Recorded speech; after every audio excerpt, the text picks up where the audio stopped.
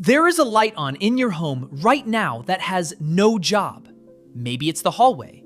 Maybe it's the one over the stove. Maybe it's a phone lying face up on a nightstand, lighting nothing, useful to nobody. You didn't decide to leave it on. You just never decided to turn it off. And if the power went out tonight, not dimmed, out, and you had to cross your own home with one hand on the wall, some part of you would object. Not loudly, just a small, embarrassing hesitation at the top of the stairs. You are an adult. You know there is nothing in your hallway. That knowledge changes nothing. The hesitation arrives before the reasoning does, every single time, and the reasoning never wins. So here's the question. Why does a grown human being living in the safest environment our species has ever built still flinch at an empty room? The answer isn't psychology. It's a receipt. And there is something in the fossil record still charging you for it. Start with what's actually happening to you, because it isn't fear of darkness. It's fear of what darkness takes. The back of your eye has two kinds of sensor. Cones handle color and detail, and they need light to work at all. Rods handle almost nothing but gray shapes and movement, and they work in almost none. When the lights go out, your eyes switch over, but the switch is slow. Your cones give up in about 10 minutes. Your rods take 20 to 30 minutes to reach full sensitivity. So there is a window, half an hour where you are standing still in your own home, functionally blind, waiting for equipment to reboot. And here's the part that matters. Nothing that would have been hunting you had that problem. A leopard's eye has a mirror in it, a reflective layer sitting behind the retina that bounces light back through the sensors a second time, so the animal gets two chances at every scrap of light in the room. That's what you're seeing when eyes flash green in a headlight. That's the mirror. Almost every serious nocturnal hunter has one. You do not.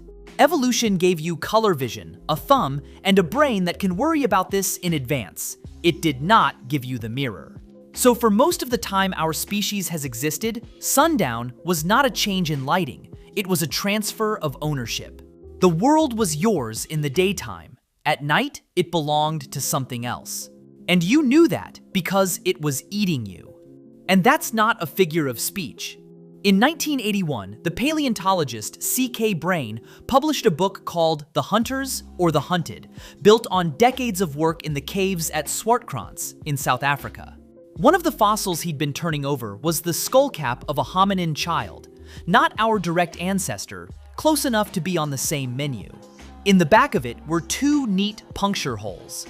In the same deposit, from the same layer of the same cave, was the lower jaw of a fossil leopard. He lifted the jaw to the skull. The canines fit.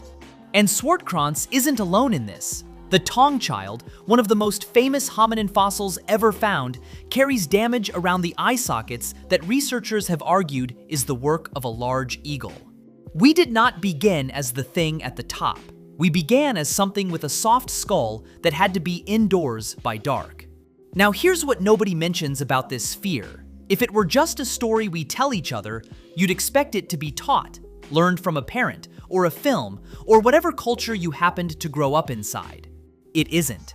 It turns up in children who have never been warned about it, in places with completely different bedtime stories at roughly the same stage of life, early childhood, long before a child can explain what they're frightened of. And the timing is the tell, because that is the exact age at which a child becomes a problem.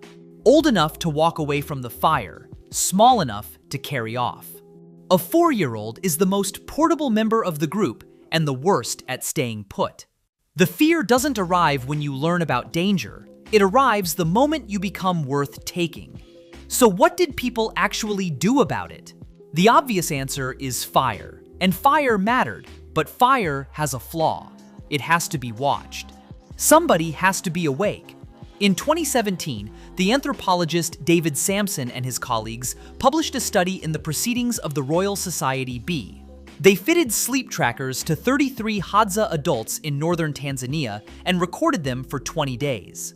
Across that entire stretch, hundreds of hours of night, they found roughly 18 minutes in total when every adult in the group was asleep at the same time.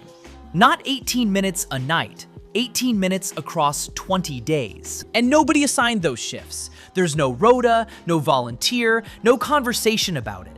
It happens because people naturally drift off and wake at slightly different times.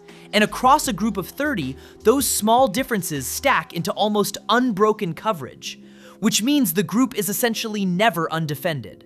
And it means that for hundreds of thousands of years, at any hour of any night, somebody was sitting up in the dark, listening. You are descended from the ones who couldn't quite settle.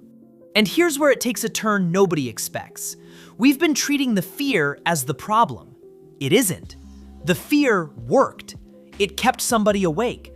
It kept the fire fed. It kept small children inside the circle. It is one of the most successful pieces of equipment our species has ever run. The problem is what we did to it, because that fear has an off switch, and the off switch is sunrise. You sit up, you listen, nothing comes, the sky grays out, and the alarm stands down. The system was built to end. We invented artificial light and we assumed we were removing the danger. We weren't. The danger was already gone. What we removed was the resolution.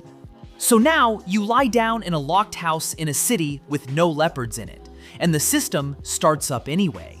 It runs. Nothing arrives, and no sunrise comes to switch it off because you're asleep before it can. So it just waits there, every night, fully armed, for nothing. Fear of the dark isn't a childish thing you failed to grow out of. It is the oldest program you are still running.